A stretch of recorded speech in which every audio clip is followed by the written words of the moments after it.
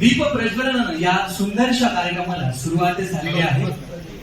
आपल्या सर्वांचं या ठिकाणी डिजिटल मीडिया संपादक पत्रकार संघटना महाराष्ट्र राज्याच्या आजच्या कार्यकारिणी बैठकीमध्ये सन्मानाने स्वागत। सर्व मान्यवर महोदयांना विनंती आहे आपण पुन्हा एकदा स्थान ग्रहण करावं।